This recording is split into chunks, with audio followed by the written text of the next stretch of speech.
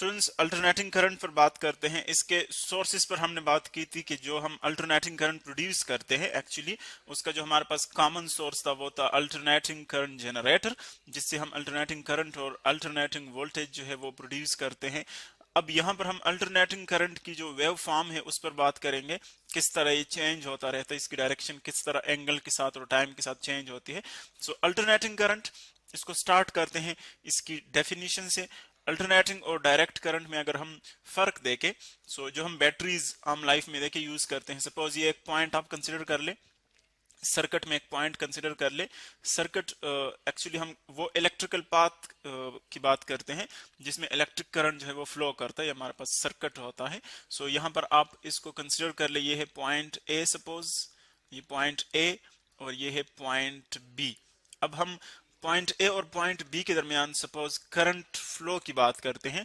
सो अगर जो चार्जेस हैं वो एक ही डायरेक्शन में मूव कर रहे हो, सपोज यहां से यू स्टार्ट कर ले, ये चार्जेस की डायरेक्शन है जिसमें वो मूव करते हैं, इलेक्ट्रॉन्स या पॉजिटिव आयन्स आप कंसिडर कर सकते हैं किसी सोल्यूशन में। सपोज अगर ये एक ही डायरेक्शन में मूव करते हैं इस तरह, इसकी डायरेक्शन चेंज नहीं होती रहती, यानी एक आप जिस तरह कह सकते हैं कि सपोज जिस तरह के वेट होता है अर्थ का, सपोज अर्थ का वेट है, आप बॉडी को छोड़ जाते हैं कि तो एक ही डायरेक्शन में डाउनवर्ड डायरेक्शन में आती है बॉडी को जब आप रिलीज करते हैं। सो बिल्कुल इसी तरह इसकी भी यूनि डायरेक्शन है, बिल्कुल इसी तरह इसकी भी यूनि डायरेक्शन है, यानी ये चेंज नहीं होती इसकी डायरेक्शन। सो अगर इस तरह डायरेक्शन चेंज नहीं होता इसका, सो हम कहते हैं कि ये हमारे पास है डायरेक्ट करंट। डायरेक्ट करंट है, इसको हम सिंबॉलिकली बीसी से रिप्रेजेंट करेंगे, बीसी सॉरी डीसी से रिप्रेजेंट करेंगे। और अगर हम इसके अगेंस्ट एक ऐसे करंट की बात कर ले कि उसकी डायरेक्शन चेंज होती रहती हो पीरियोडिकली, यानी फॉरवर्ड बैकवर्ड चेंज होती रहती हो, तो फिर उसको हम क्या कहेंगे, उसको हम अल्टरनेटिंग करंट कहेंगे। अब अगर हम जस्ट पहले उसको सिर्फ रिप्रेजेंट कर ले एक वेव फॉर्म से, सो हम यू कह सकते हैं कि ये इसका सपोज वेव फॉर्म है दो पॉइंट्स के दरमियान। सो एक इसकी डायरेक्शन एक हाफ साइकिल तक फॉरवर्ड होती है यू, और फिर हाफ साइकिल तक बैकवर्ड होती है इस तरह, यानी डायरेक्शन उसकी क्या होती है, रिवर्स हो जाती है, पोलैरिटी चेंज हो जाती है। सो अगर मैं इनको डॉटेड लाइन से, ये सपोज ये डॉटेड लाइन है जो डायरेक्ट करंट हमने शो किया हुआ है, देखिए डायरेक्ट करंट ये यहाँ पर मैं डैश लाइन से शो कर रहा हूँ, और जो अल्टरनेटिंग करंट है वो ऊपर आप देख रहे हैं जो मैंने वेव फॉर्म बनाया हुआ है उससे मैं शो कर रहा हूँ। सो दोनों में आप फर्क देख रहे हैं कि जो डायरेक्ट करंट है वो एक स्ट्रेट लाइन है, कांस्टेंट फॉर्म में आप देख रहे हैं, लेकिन जो अल्टरनेटिंग करंट है वो आप देख रहे हैं कि उसकी डायरेक्शन और उसकी जो मैग्नीट्यूड है वो दोनों चेंज होते हैं। यानी फर्स्ट ऑफ ऑल आप इस पॉइंट पर देखिए उसका जो मैग्नीट्यूड है वो जीरो है, आहिस्ता आहिस्ता उसका मैग्नीट्यूड इंक्रीज होता है, यहाँ पर मैक्सिमम बन जाता है, फिर यहाँ से डिक्रीज होता है, फिर यहाँ पर जीरो, फिर यहाँ जब आप नीचे लूप की बात करते हैं तो फिर ये रिवर्स डायरेक्शन में जाता है। सो अभी देखें रिवर्स डायरेक्शन में इसकी मैग्नीट्यूड इंक्रीज होती है, यहाँ पर मैक्सिमम, फिर यहाँ पर जीरो। सो एक हमारे पास पॉजिटिव लूप बन गया, इसको हम पॉजिटिव लूप कहेंगे फॉरवर्ड डायरेक्शन में, और ये हमारे पास नेगेटिव लूप उसको हम कहेंगे बैकवर्ड डायरेक्शन में। सो दोनों को जब हम कंबाइन करते हैं तो हमारे पास एक साइकिल कंप्लीट हो जाता है। सो ये तो इन दोनों में फर्क आ गया, अल्टरनेटिंग और डायरेक्ट करंट। यहाँ पर हम जस्ट अल्टरनेटिंग करंट की बात करेंगे। सो अगर हम सपोज एक सर्किट ड्रा कर ले, ये तो इन दोनों की डेफिनेशन हो गई। सपोज मैं एक सर्किट ड्रा करता हूँ, ये जब हम सर्कल ड्रा करते हैं और सर्कल में आप ये वेरिएबल साइन पुट करते हैं, तो इसका मतलब होता है अल्टरनेटिंग करंट का सोर्स, यानी वो सोर्स, या आप ऐसी जनरेटर ले सकते हैं या कोई और सोर्स जो कि अल्टरनेटिंग करंट आपको प्रोवाइड करता है। तो यहाँ पर मैं ले रहा हूँ, ये सोर्स आ गया, सोर्स। अब इसके साथ हम कनेक्ट करते हैं ये वायर्स, यानी हम सर्किट एक्चुअली कंप्लीट करना चाहते हैं। तो ये हमारे पास वायर्स आ गए। इसी तरह यहाँ पर कोई भी आप लोड, कोई रेजिस्टर पुट कर सकते हैं, यानी आप जो इसको वोल्टेज प्रोवाइड करते हैं यहाँ पर एक्चुअली इस रेजिस्टर में वो ड्रॉप होता है, या पूरा जो वोल्टेज है वो इस पूरे सर्किट में ड्रॉप होता है।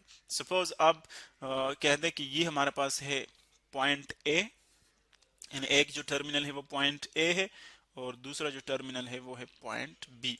अब मैं इसको पहले पॉजिटिव लेता हूं, इस चॉइस के मुताबिक मैं इसको पॉजिटिव लेता हूं, इसको नेगेटिव। सो अगर हम कन्वेंशनल डायरेक्शन देखें, सो कन्वेंशनली हमारे पास इलेक्ट्रिक करंट की डायरेक्शन ये होगी, electric current positive to negative. So electric current यू मूव करेगा, यू इस सर्किट में इस तरह, ये इसकी डायरेक्शन होगी जो कि हम एरोस से शो कर रहे हैं, ये डायरेक्शन। सो अब देखें पॉजिटिव से नेगेटिव इसकी डायरेक्शन आ रही है। अब ये जो डायरेक्शन मैंने शो की है, अब देखें इसमें आप एक पॉइंट को आप पॉजिटिव ले रहे हैं और एक पॉइंट को आप नेगेटिव ले रहे हैं, दोनों टर्मिनल से हमारे पास।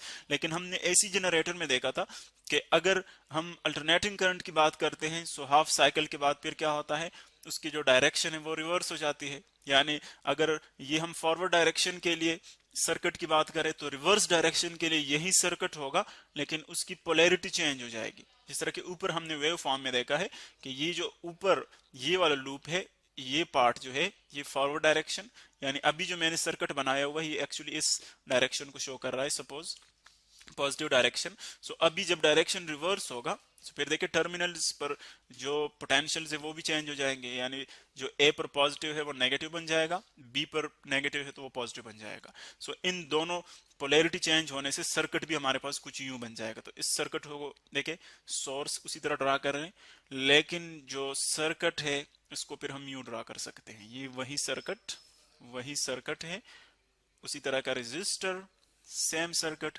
लेकिन पोलैरिटी चेंज हो गई हाफ साइकिल के बाद। सो फिर हमारे पास जो पॉइंट्स है, पॉइंट्स वही होंगे, ए पॉइंट यहाँ पर, बी पॉइंट यहाँ पर, लेकिन पोलैरिटी चेंज हो जाएगी। इस पर नेगेटिव पोटेंशियल आ जाएगा, इस पर पॉजिटिव पोटेंशियल आ जाएगा।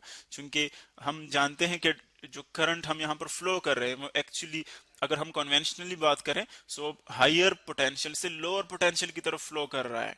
जिस तरह के आम लाइफ में हम देखते हैं वाटर फ्लो को आप देखें हायर पोटेंशियल से लोअर पोटेंशियल की तरफ मूव करता है, इसी तरह बाकी चीजें देखें तो इसी तरह इलेक्ट्रिक करंट भी है, वो हायर पोटेंशियल से लोअर पोटेंशियल की तरफ मूव करेगा।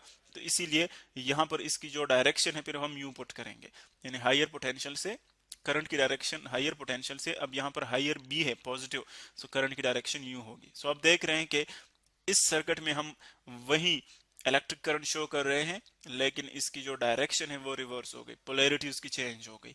सो ऊपर हमने इसको वेव फॉर्म से रिप्रेजेंट किया, नीचे हमने इसको सर्किटल फॉर्म से रिप्रेजेंट किया। ये तो इनकी आ गई हमारे पास wave form in form of circuit की किस तरह पोलैरिटी चेंज होती है, जिस तरह के हमने डिटेल के साथ पढ़ा था इसको एसी जनरेटर में। अब अगर हम इसकी वो इक्वेशन रिमाइंड कर ले जो हमने इसकी इक्वेशन डिराइव की थी, फर्स्ट ऑफ ऑल तो हम फ्रीक्वेंसी का वो सिंपल इक्वेशन लेंगे। फ्रीक्वेंसी का मतलब ये है कि एक सेकंड में कितने साइकिल्स कंप्लीट करता है, एक सेकंड में कितने साइकिल्स कंप्लीट करता है, ये हम लेंगे नंबर ऑफ साइकिल्स पर सेकंड, या इसको हम रिसिप्रोकल ऑफ टाइम पीरियड भी लेते हैं। सो एफ हमारे पास आता है 1/t के इक्वल। कैपिटल टी जो है वो टाइम पीरियड को शो करता है, कितने टाइम में एक साइकिल कंप्लीट होता है इसको हम टाइम पीरियड कहते हैं, और एक सेकंड में कितने साइकिल्स कंप्लीट होते हैं उसको हम फ्रीक्वेंसी कहते हैं। तो इन डेफिनेशंस के मुताबिक जो टाइम पीरियड है एक्चुअली वो एक साइकिल का टाइम है, तो इसकी जो हमारे पास यूनिट होगी वो सेकंड होगी, और इसी तरह जो फ्रीक्वेंसी है वो है एक सेकंड में कितने साइकिल्स कंप्लीट होते हैं, यानी साइकिल्स पर सेकंड, साइकिल्स पर सेकंड, या इसको आप वाइब्रेशंस पर सेकंड भी ले सकते हैं, पर सेकंड। और इसकी जो इंटरनेशनल यूनिट है हमारे पास वो है फिर हर्ट्स, और इसकी सिंबल हम लेते हैं H G, capital H small G इसकी सिंबल है। सो ये हमारे पास फ्रीक्वेंसी की डेफिनेशन आ गई। और इसके लिए इलेक्ट्रिक करंट अल्टरनेटिंग करंट के लिए हमने एक इक्वेशन डिराइव किया था, उसको जस्ट हम रिमाइंड करते हैं यहाँ पर वोल्टेज फॉर्म में। अगर फर्स्ट उसको हम लिखें, सो वोल्टेज हमारे पास इक्वल है, ये जो वोल्टेज हम लिख रहे हैं V से, ये है वोल्टेज एट एनी टाइम, और यहाँ पर V0 वो है मैक्सिमम वोल्टेज, यानी वोल्टेज एक्चुअली चेंज होता रहता है। सो ये मैक्सिमम वोल्टेज है, और V जो है वो है वोल्टेज एट एनी टाइम, ये इक्वल है V0 into sine of theta के। और थीटा के लिए हमने फिर वैल्यू निकाली थी ओमेगा टी, ओमेगा एक्चुअली जो एंगुलर फ्रीक्वेंसी है वो इक्वल है 2 पाई डिवाइडेड बाई, ठीक है, इनटू टाइम। ये हमारे पास आ गई थी इक्वेशन उसकी वोल्टेज की।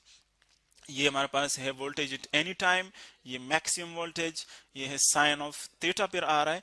ओमेगा टी अगर आप रिमाइंड कर ले, ओमेगा टी के इक्वल हमने इसको लिया था। सो टी अपनी जगह पर है और ओमेगा की हमने वैल्यू लिखी है, ओमेगा एक्चुअली इक्वल होता है 2 पाई/टी के इक्वल। अब इस पर हम मजीद बात करेंगे कि किस तरह हम इस इक्वेशन को यूज कर सकते हैं नेक्स्ट लेक्चर में।